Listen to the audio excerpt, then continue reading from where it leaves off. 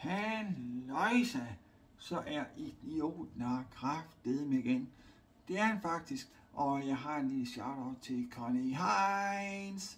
Connie Heinz, ja, fordi han er så glad for, når jeg siger unboxing. Det er det, vi skal have i gang med, lille unboxing. Og hvis nu kan jeg have fået fat i første gang, så er det tredje gang, så unboxing. Og ganske rigtigt, vi er i gang med en unboxing. Hold op, det er helt 4 gange. Kan det virkelig gå an? Det ved jeg ikke, men nu må vi se. Det er sådan en dejlig lille kasse, jeg har her. Fordi det skal være en unboxing, ikke? Og så skal det være en boks. Her er en stor boks. Nu kan vi sådan her åbne til. Så er den åben. Hvad har vi her i?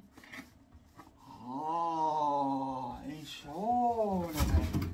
En sodavand har vi her. Simpelthen en helt lille sodavand. Det er glasflask. Det er længe siden, men har fået sodavand på glasflask. Sådan en halv liter her, hvor det er hvor der står, at det er en økologisk yndlings mango sodavand, dansk produceret. Bortset fra, at mango kommer ikke fra Danmark af. Men det er så mindre detaljer.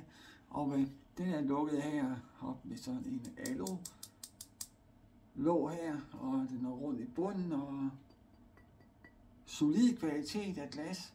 Og lad os lige prøve at dreje på den i gang her. Så kan vi prøve at smage.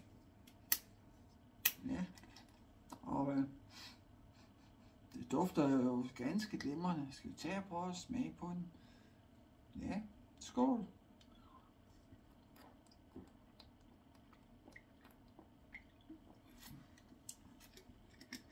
Ja, det smager godt af en mango sodavand.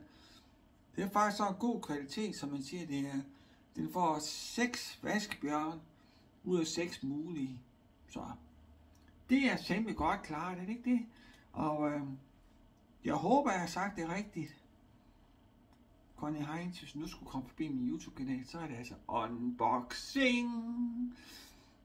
Ja, nu tror jeg, jeg får sagt 5 eller 6 gange. Selvom med vaskebjørn her, han begyndte på at bokse, og synes, det siger for mig, det der. Så til vi ses igen.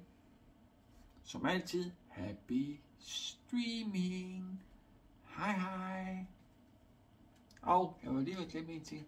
Vi kan ses på twitch.tv/slagger.dk og twitch.tv/slagger.dj. Og hej hej.